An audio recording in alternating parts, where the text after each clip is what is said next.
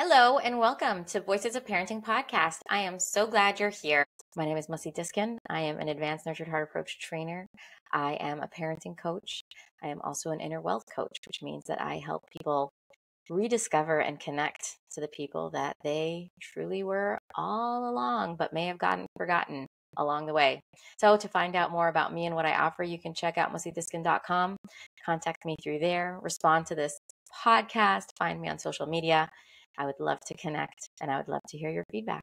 To sponsor a Voices of Parenting podcast episode, please reach out to energizinghearts@gmail.com. Thank you for being here, and I hope you enjoyed today's episode.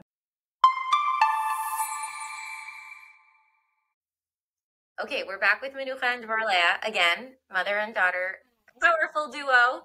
And I am so excited. If you haven't heard the first episode, go back, listen, go find it. Incredible wisdom and power and beauty and surrender and just, I don't know, like a dream looking at you guys. Like my daughter is 10. I'm praying that I have that, what you guys have when she's 17. Really, it's just, and it's such a gift that you're here to give this hope to the audience. So thank you for being here.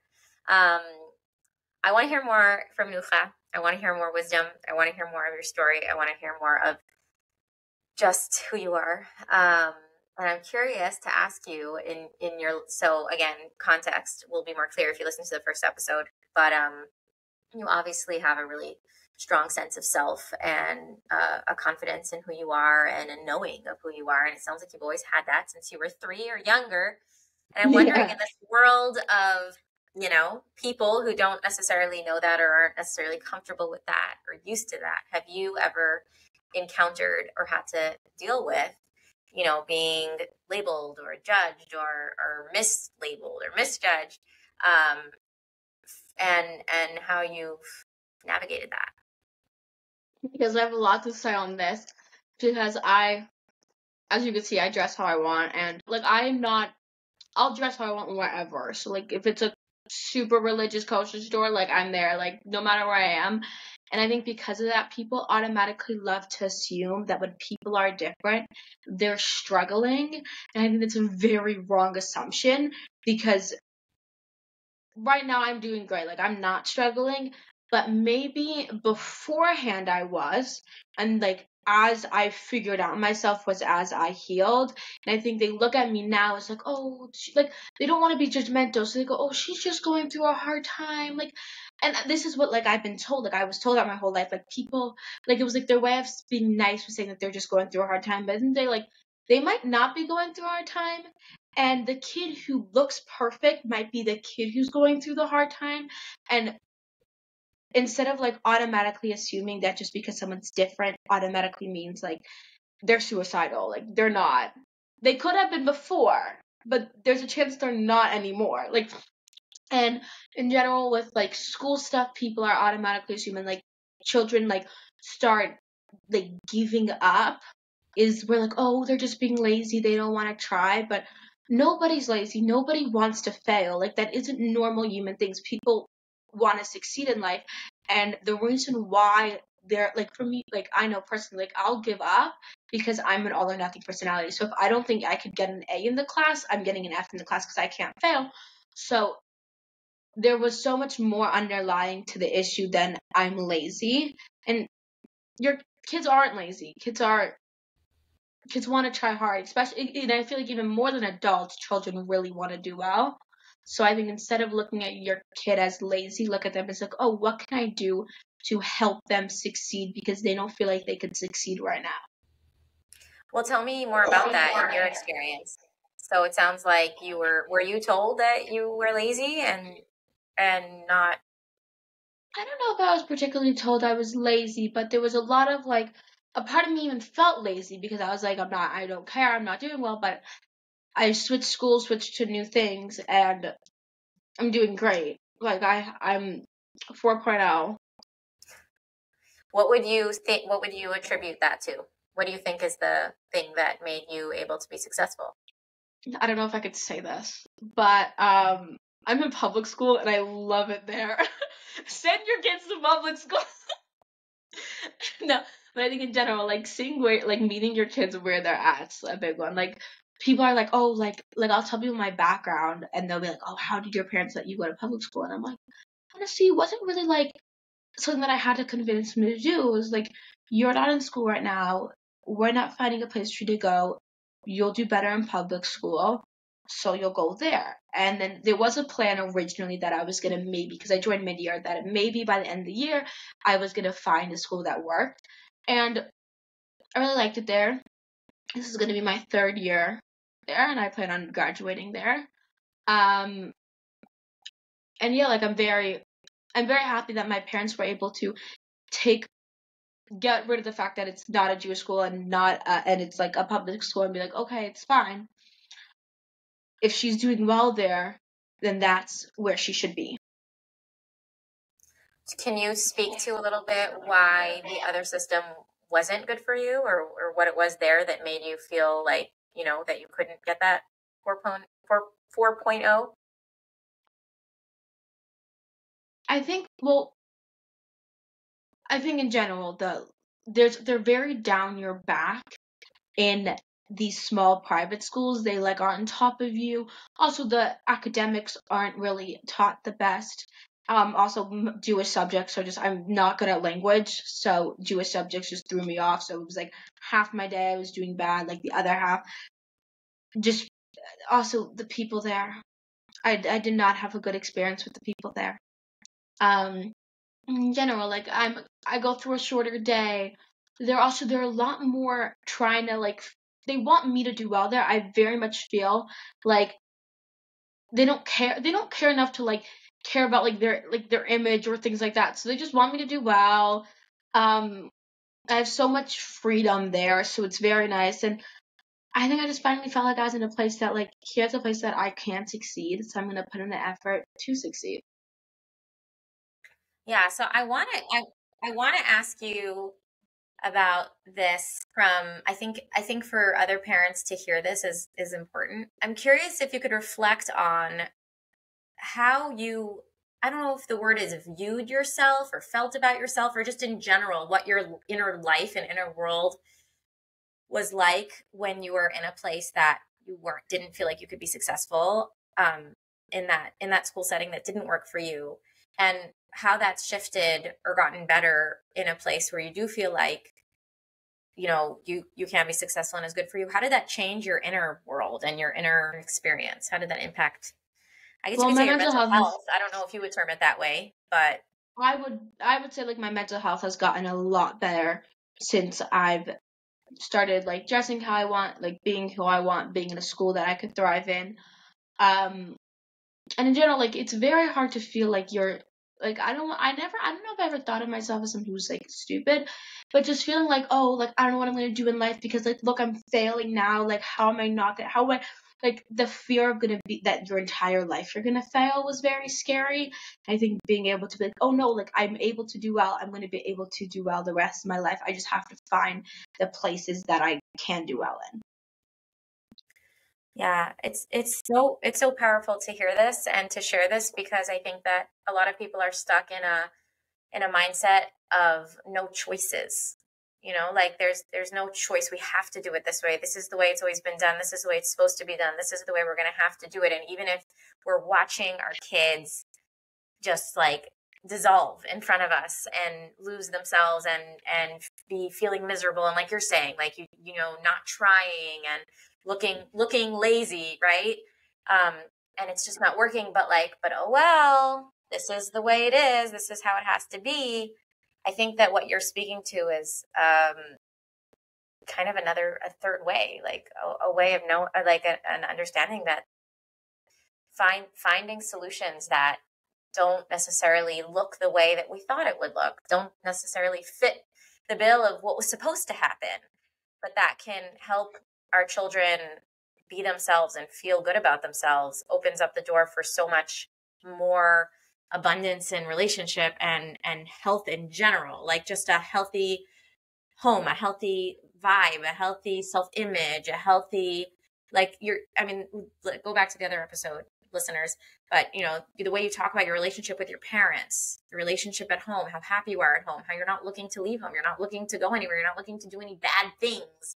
You're hanging out with your friend at night in Rite Aid. That's as far as you're going. Like, you're in a healthy place, you're in a happy place, you're in a place of, you're in a satisfied place. Whereas, there are many kids your age who are struggling with self-harm or just unease and unhappiness and unsatisfiedness, however you say it, dissatisfied, you just not knowing, and how it sounds like placing you in the place that you needed to be, placing you in a place that was setting you up for success because it fit with who you saw yourself as. It allowed you to blossom as, you saw yourself and where you wanted to be. I think that also has a big part in it, where you wanted to be, like, allowed for that. Would you say that that's true? Could you reflect on that a little bit?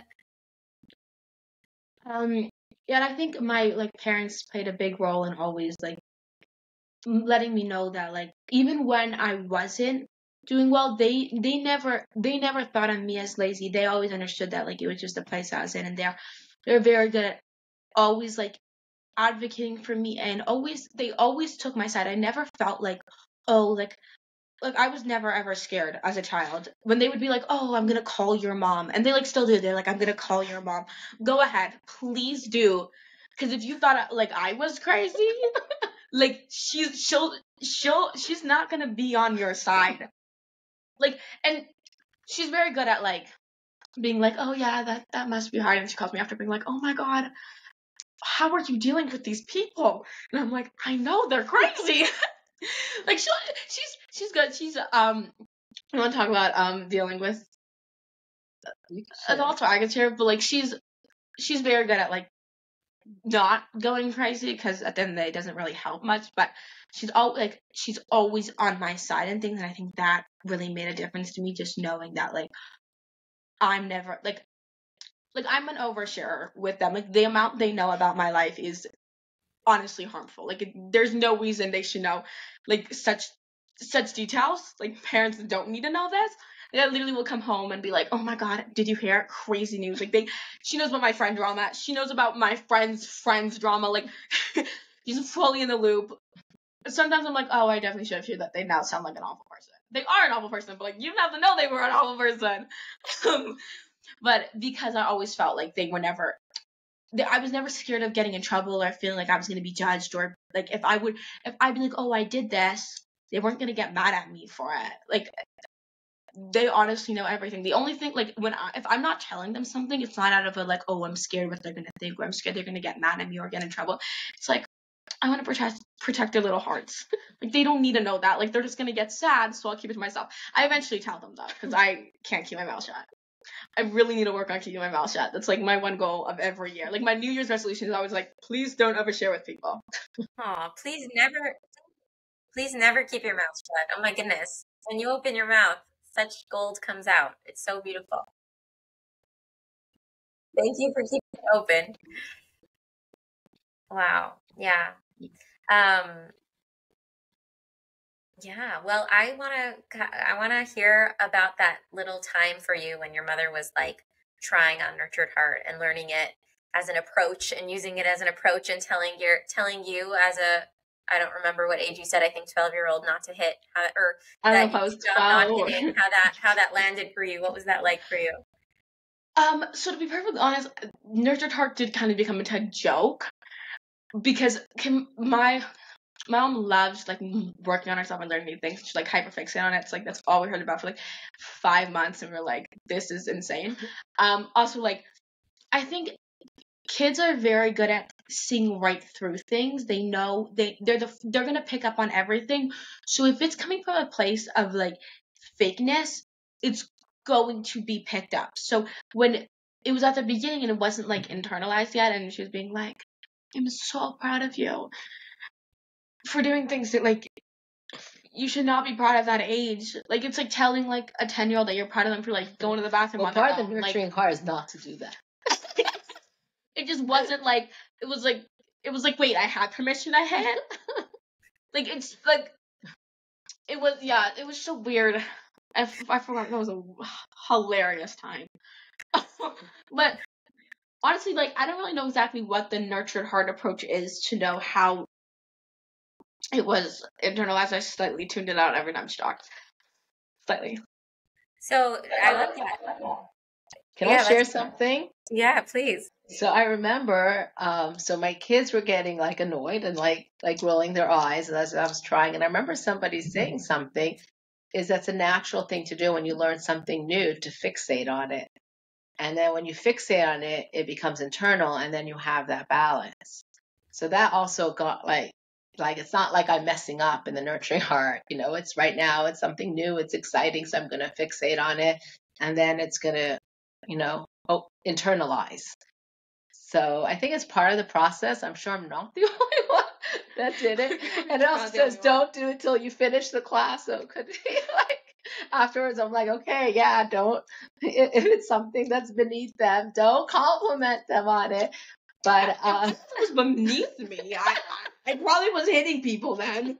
But like, it just felt like this was something that, like, when it's something that, like, you're not meant to do, and it's like so obvious that you're not meant to do it, getting complimented on not doing it, you're like, it almost makes you think that you had permission to do it. Well, you sort of do, but I hear you. It's not. It's patronizing because it's treating you like a 3-year-old. Like, it's like, yeah. It's like, why do you think I would think that you would think that I would do that?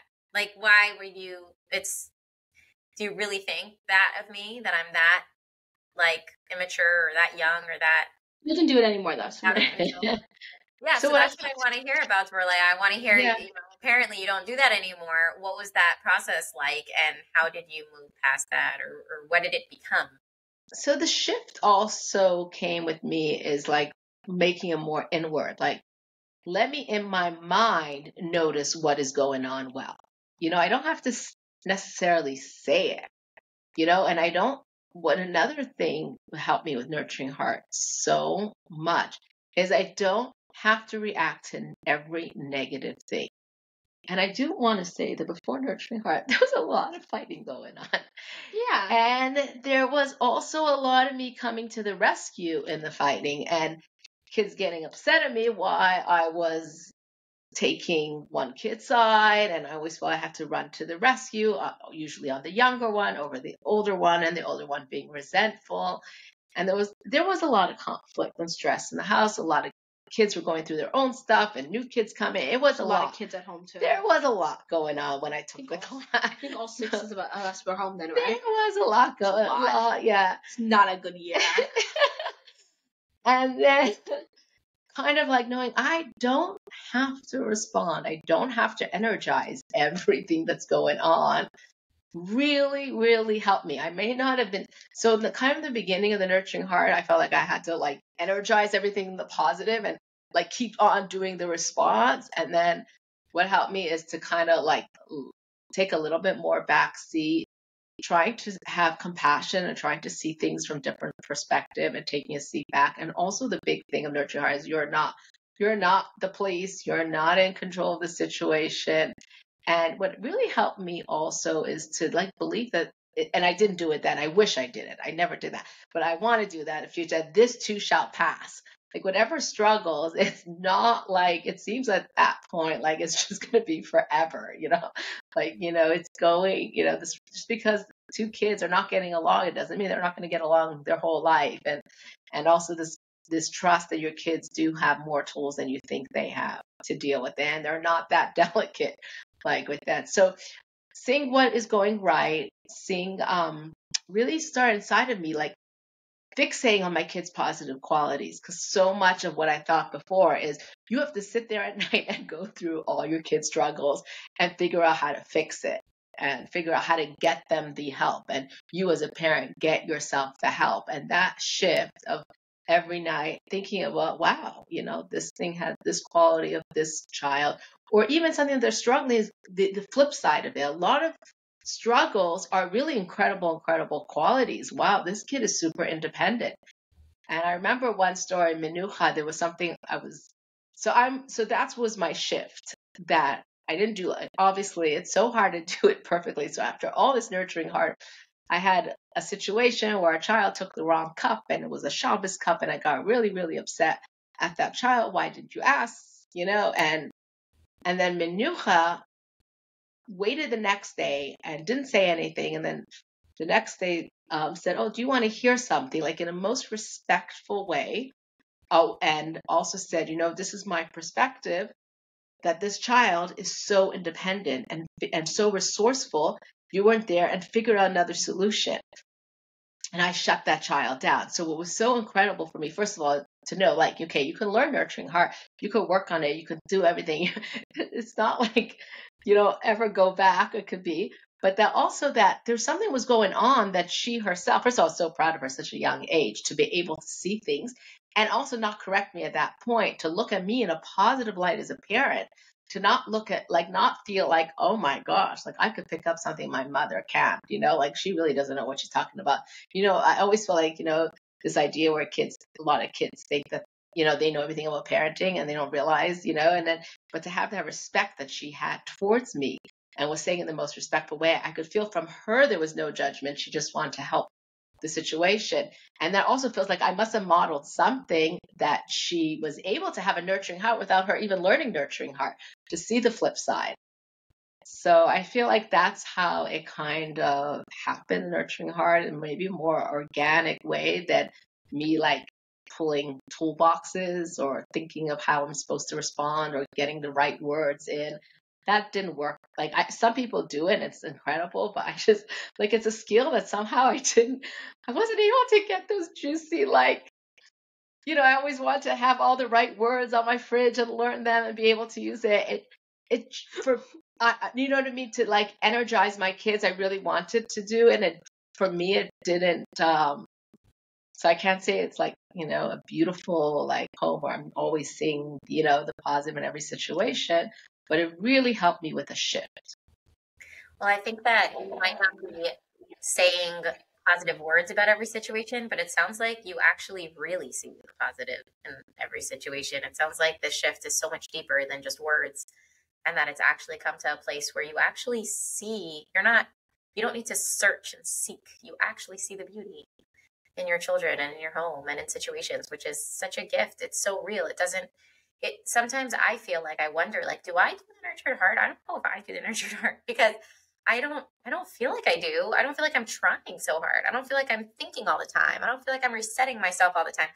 But then if I even spend 2 seconds listening to myself objectively, I'm like, oh yeah, I do the nurtured. Like, but it's just, it becomes just it gives us new eyes. And then once you have the eyes, you have the eyes. You don't have to be seeking for it. And I love that. I love how real it became. And I think that that's ultimately, the proof is in the pudding, that Menucha could say that you don't do that anymore, and yet have so much confidence and inner wealth just like bubbling out of her, and just your connection. It's so beautiful. This has been an amazing conversation, ladies. We're coming to the end of our time. I would love to have you on again another time if you would grace me with your time. I do want to make sure to say to all of our listeners that coming up this November, we are having, for the first time ever, a Nurtured Heart Approach CTI, which stands for Certification Training Intensive.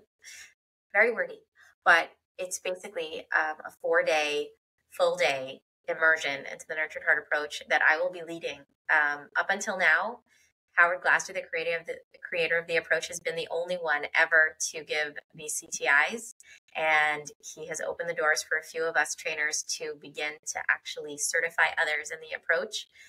And this is going to be the first time it's ever been done in the United States in English by anyone other than Howard Glasser. So it's a big deal, and I am going to be doing it catered for the religious Jewish community for women in Mussi, New York.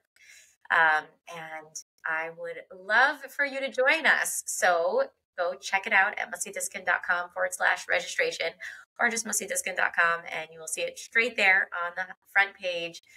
It's going to be an incredible journey of really what you see here in this camera. It's going to be this beautiful mother-daughter duo. It's going to be that real experience of opening our eyes to a whole new way of living and a whole new way of being with ourselves and with each other changed my life, the first CTI I went to, and I hope that you can have that experience as well. So go check it out. And Leah Menucha, thank you so much for being here. And I wish everybody the best of whatever day you're in middle of. Hey, wait, don't go yet. Take a minute to find the beautiful quality that you have, that you appreciate about yourself.